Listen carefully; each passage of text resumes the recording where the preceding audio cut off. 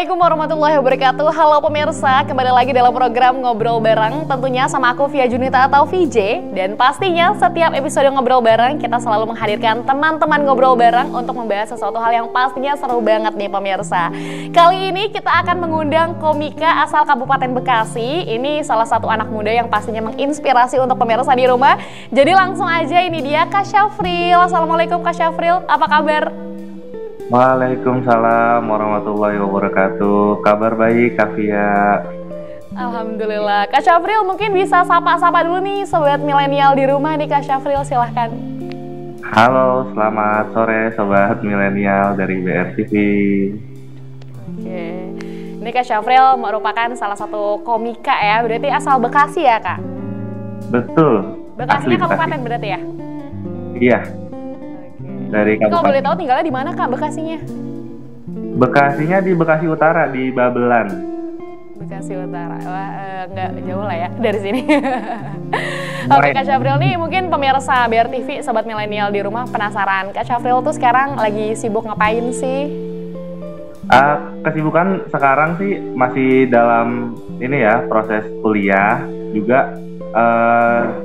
Sedikit-sedikit ngisi di beberapa acara di kafe-kafe juga, alhamdulillah. Oke.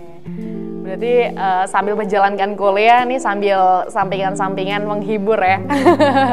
Menghibur warga Bekasi khususnya. Tapi Kak, mulai ngomongin soal stand up komedi, ini Kak Syafril tuh mulai menggeluti dunia stand up komedi atau komika nih sejak kapan sih?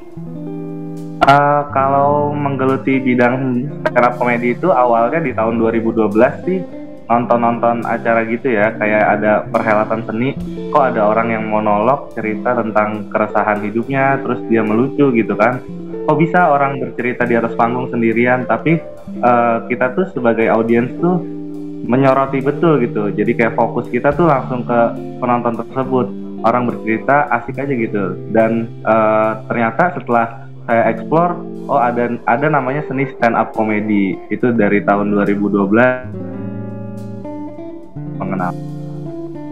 Dulu lumayan lama ya, sekitar 10 tahunan berarti ya menggeluti. Tapi gimana sih awal mulanya ya, maksudnya sampai pada akhirnya wah nih boleh nih terjun di dalam dunia komika. Apakah mungkin kakak zaman dulu tahun 2012 tuh emang suka di apa ya, ngerasa sama teman-temannya kayaknya kamu lucu deh gitu, coba deh jadi komika, apa inisiasi sendiri? Iya, pertama sih emang dari dulu tuh ketika lagi kumpul keluarga atau kumpul dengan saudara-saudara itu orangnya aktif banget ya, jadi kayak riang, terus juga suka bercanda, dan juga di teman-teman tongkrongan tuh biasanya suka ngelawak juga. Akhirnya banyak yang bilang, coba aja stand up comedy kan lagi booming saat itu ya, baru masuk ke Indonesia. Jadi ya udah, coba belajar, coba explore lebih dalam lagi, dan nonton video-video stand up comedy gitu. Tapi debut pertama kali tampil menjadi seorang komika atau stand up comedy kapan dan di mana Kak, kalau boleh tahu? Kalau masih ingat.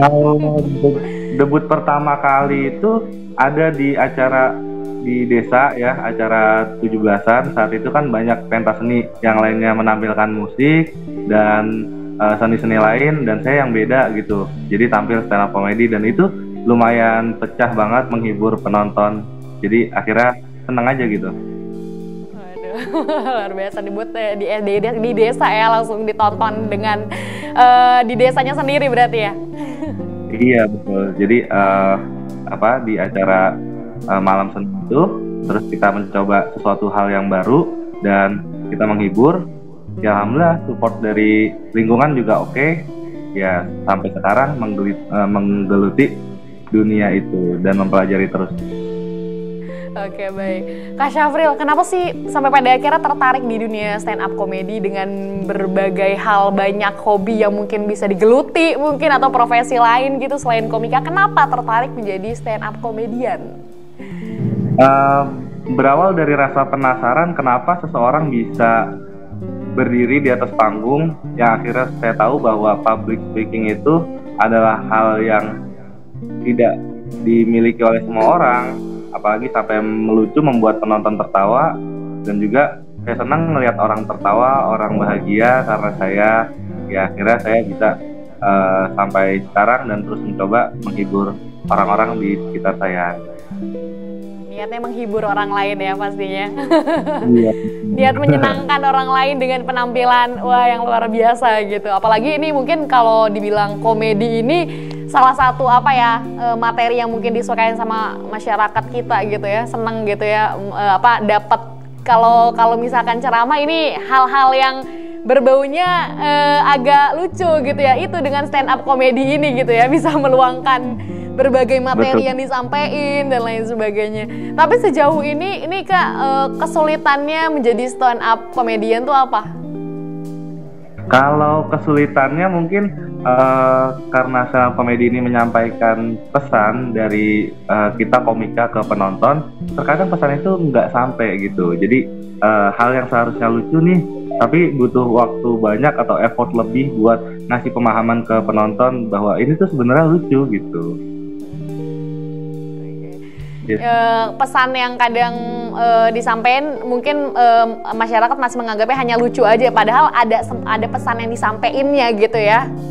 Betul. Okay. Itu hal yang Kak Syafril ini dengar-dengar kemarin ya. Kenapa Kak? Iya, jadi memang butuh teknik khusus atau butuh latihan terus-menerus ya supaya apa yang kita resahkan nih bisa sampai ke penonton dan itu menjadi sebuah bahan komedi gitu. Berarti nggak langsung OTS ya, harus ada persiapan juga ya Kak kalau untuk tampil gitu ya. Iya, benar banget. Biasanya kalau bikin materi berapa lama Kak? Bikin materi tergantung dari apa yang kita rasakan sih, tapi memang kalau menulis itu kita harus menulis setiap hari sih biasanya apa yang jadi hal-hal yang kita rasakan atau kejadian sehari-hari gitu, lalu kita tulis dan kita bungkus dengan komedi itu.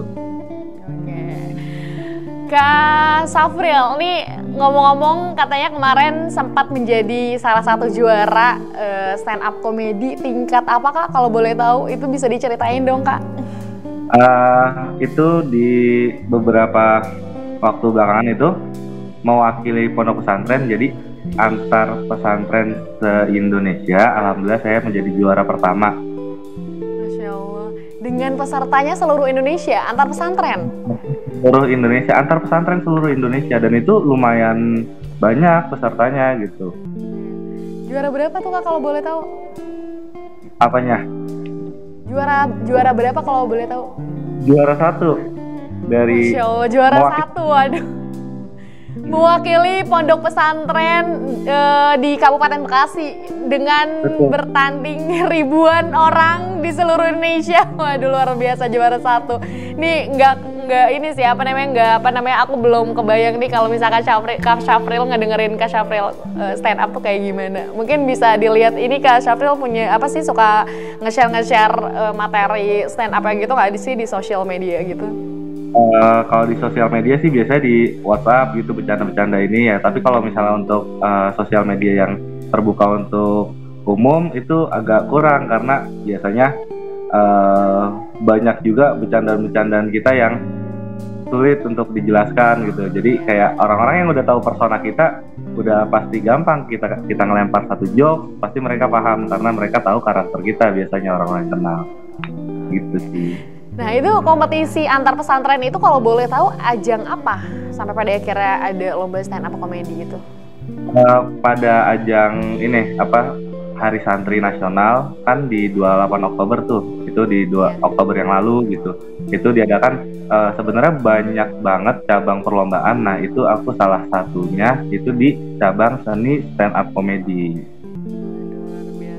Tapi sejauh ini Kak, selama menjadi komika, di mana perform yang paling berkesan atau yang paling merasa wah ini paling tingkatannya paling gimana gitu?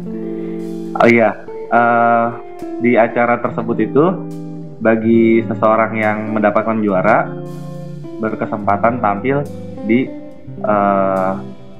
bukan komika sih, pelawak-pelawak terkenal. Waktu itu di Banten aku tampil di hadapan Mas Parto OVJ ya, bagaimana kita tahu, juga Bang Komeng dan juga Pak Jarwo Kuat gitu. Waduh, luar biasa. Langsung tampilnya di depan para komika Indonesia yang terkenal ya. Luar biasa. Ini kalau boleh tahu materi apa yang disampaikan pada saat kompetisi itu Kak? Jadi membawakan kesan-kesan tentang Bekasi, tentang banyak hal-hal di daerah-daerah kita gitu, keunikan-keunikan yang ada di sekeliling kita gitu. Jadi itu juga bisa memberikan gambaran kepada teman-teman bahwa Bekasi tuh punya sesuatu yang bagus gitu. Berarti ngomongin soal Bekasi, emang kadang kalau Bekasi tuh banyak hal-hal yang dijadi celotehan yang kadang bikin jadinya materi yang bagus gitu ya. Apalagi Bekasi banyak banget bahasa-bahasa yang mungkin agak kurang familiar dengan orang-orang Indonesia yang sampai akhirnya jadi sebuah kelucuan tersendiri gitu. Kak Syafril, nih kalau boleh tahu referensi materi yang kakak buat dari stand up, kayak buat stand up gitu dari mana? Kalau referensinya sih berdasarkan kayak pesanan aja sih, pesanan orang-orang gitu. Gue punya cerita lucu nih, bisa gak dibikin lebih lucu lagi? Atau berdasarkan pengalaman pribadi ketika kita di kehidupan nih ketemu sesuatu yang menurut kita menarik, itu kita langsung tulis dan kita buatkan komedinya, materinya. Karena kan stand up komedi perlu teknik-teknik ya, jadi kita harus menulis dulu materinya, baru nanti kita bumbui dengan teknik-teknik stand up komedi tersebut. Ini ternyata walaupun kadang kita mikirnya kayak misalkan orang perform stand up komedi gitu, rasanya kalau ngeliat gitu ya, wah ini kayak cuman ngomong doang, tapi ternyata ada berbagai persiapan yang dipersiapkan ternyata ya. Luar biasa. Tapi selama ini materi yang dibuat yang paling pecah, yang ngerasa paling pecah gitu bikin materi tentang apa tuh Kak? Yang sampai heboh gitu. Yang paling relate sih, apalagi kalau misalnya audiens kita tuh anak-anak muda ya, biasa tentang percintaan gitu. Karena saya juga nulis materi itu berdasarkan pengalaman pribadi gitu, dan juga saya merasakan bagaimana pahitnya percintaan, lalu kita bungkus dengan komedi itu sendiri. Tapi berarti bisa juga ya jadi real story sendiri, akhirnya dibuat kelucuan ya jadi materi. Iya, karena buat apa kalau misalnya kita kesedihan dan larut dalam kesedihan, mending kita tulis jadi komedi kan. Ya bener lagi. Berarti ini pemirsa BRTV bisa nggak nyumbang materi cerita-cerita lucunya ke Kak Syafril? Nanti bisa jadi bahan tulisan juga, nanti kita tertawakan bersama-sama. Nah, boleh tuh pemirsa BRTV mungkin bisa follow Instagram Kak Syafril gitu ya. Siapa tahu punya cerita-cerita yang lucu dan unik gitu kan. Bisa di-share ke Kak Syafril, nanti dibuatkan materi yang jadi bahan stand up komedi. Kak Syafril, ini dunia stand up komedi luar biasa banget ya. Ini tapi kalau menurut Kak Syafril sendiri sejauh ini gitu kan, menjadi seorang komika udah tahu dari tahun 2012, gimana melihat perkembangan stand up komedi sekarang di Indonesia? Iya, perkembangannya sih cukup signifikan ya, apalagi banyak juga orang-orang yang public figure itu yang memang akhirnya terjun ke dunia stand up comedy gitu. Dan juga dukungan dari dunia industri entertain ini cukup luas juga gitu. Bahkan banyak kompetisi, dan juga di luar daripada itu banyak sekali sekarang kelas-kelas stand up comedy, dan juga banyak juga komunitas-komunitas yang hadir bahkan hampir di seluruh daerah di Indonesia. Itu cukup menarik juga. Jadi bahwa stand up comedy ini tidak bisa dipandang sebelah mata juga, karena dia bisa menjadi satu wadah untuk mengembangkan kreativitas anak-anak Indonesia. Benar ya. Sekarang stand up comedy itu justru menjadi sebuah profesi yang harus bisa diapresiasi, dan mungkin masyarakat harus melek gitu kan. Maksudnya performance dari stand up comedy itu nggak cuma sekedar menampilkan kelucuan aja gitu, tapi ada pesan yang disampaikan dari para komika yang mungkin menampilkan materinya gitu ya kan Syafril. Baik Kak Syafril, nih mungkin kita akan ngobrol lagi, tapi kita akan jeda dulu sebentar. Jadi pemirsa jangan kemana-mana, tetap di Ngobrol Bareng.